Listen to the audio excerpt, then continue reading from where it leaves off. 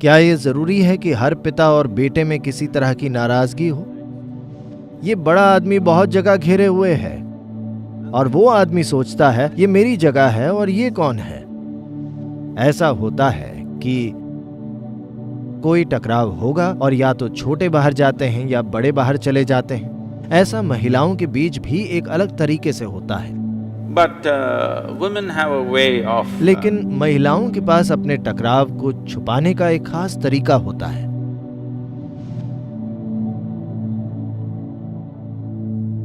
जब हम परिवार के बारे में बात करते हैं सद्गुरु, ऐसी कुछ चीजें हैं जो हमेशा मुझ में जिज्ञासा पैदा करती हैं और मैं आप जैसी ऊंची ऊर्जा से उनका जवाब या पुष्टि चाहता हूं।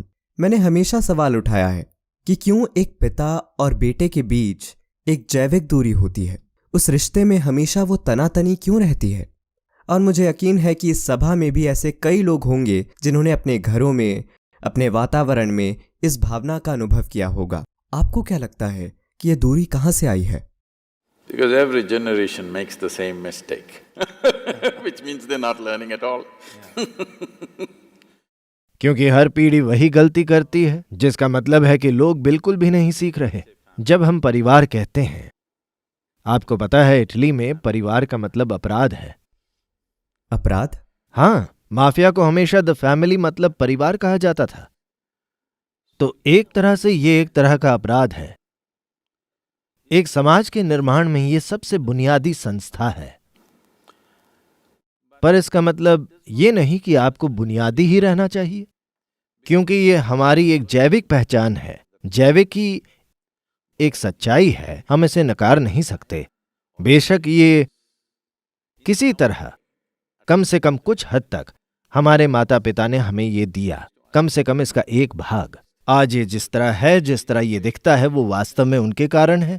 खैर, उन्हें ये किसी और ने दिया, ये दूसरी बात है, पर हमारे लिए ये उनके द्वारा दिया गया है। तो ये एक जैविक पहचान है।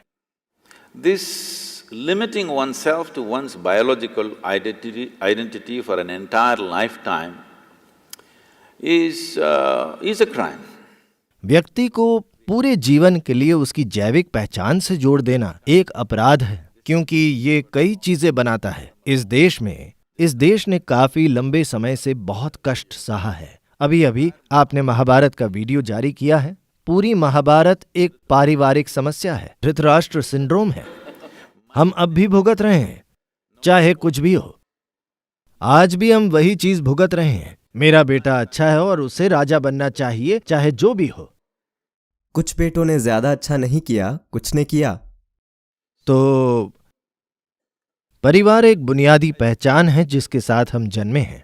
बचपन में ये एक शानदार चीज है, क्योंकि परिवार के उस सहयोग के बिना आप कई तरीकों से वो नहीं होते जो आप आज हैं। परिवार के लिए पूरे सम्मान और आदर के साथ, क्योंकि मानव रूपी जीव इस तरह जन्म लेता है कि जब आप अपनी मां के गर्भ से बाहर आते हैं, आप दूसरे जीवों की तरह अपने पैरों पर खड़े होकर चीजें नहीं कर सकते। एक पुरुष के पुरुष बनने और एक स्त्री के स्त्री बनने से पहले एक लंबी तैयारी की अवधि होती है। एक लंबा समय है जहां परिवार का होना सबसे महत्वपूर्ण है और जरूरी है, इसमें संदेह की कोई बात नहीं है।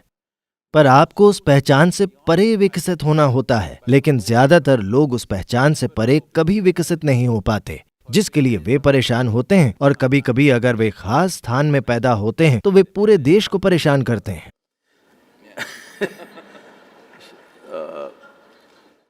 आपको उसके पार जाना होता है। एक बच्चे के रूप में यह सबसे जरूरी है कि आप खुद को परिवार से पहचानें, पर एक वयस्क के रूप में आपको अपनी जैविका से परे विकसित होना होता है, क्योंकि जैविका सबसे बुनियादी पहचान है। व्यक्ति को उससे परे जाना होता है। तो ऐसा कहने के बाद क्या यह जरूरी है कि हर पिता और पुत्र में किसी तरह की नाराजगी हो? ये पिता और बेटे के बारे में नहीं है। बात बस ये है कि दो पुरुष एक ही घर में रह रहे हैं। जब आप 8-10 साल के थे तो आपके पिता भगवान जैसे थे। ये समस्या आपके 15-16 के होने पर शुरू हुई, जब आप एक पुरुष बनना चाहते हैं और पर्याप्त जगह नहीं है। ये बड़ा आदमी बहुत ज्यादा जगह घेरे हुए है और वो आदमी सोचता है ये मेरी जगह है और ये कौन है। वे एक दूसरे को पिता और बेटे के रूप में नहीं पहचान सकते, क्योंकि अब कोई पिता और बेटा नहीं है। अब एक ही घर में दो मर्द हैं और वहां पर्याप्त जगह नहीं है। ऐसा सिर्फ मानव परिवारों में नहीं होता।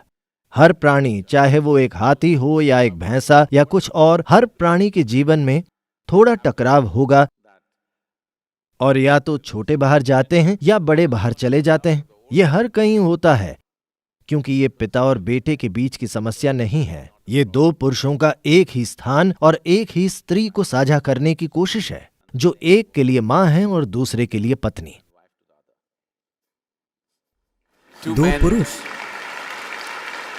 ये निश्चित रूप से काफी मजबूत मिथिक को तोड़ता है जिसके साथ ये देश चला है, क्योंकि समस्या हमेशा एक ही घर में दो स्त्रियों को लेकर रही है और आपने इसे पूरा बदल दिया, क्योंकि मेरा मानना है कि दो पुरुषों को एक साथ नहीं रखा जा सकता। नहीं, ऐसा महिलाओं के बीच भी एक अलग तरीके से होता है, लेकिन महिलाओं के पास अपने टकराव को छुपाने का एक खास तरीका होता है। वे इसे खास तरीके से करती हैं, स्त्रैण तरीके से। पुरुष इसे ज्यादा आमने सामने सिर टकराना मर्दों का तरीका है।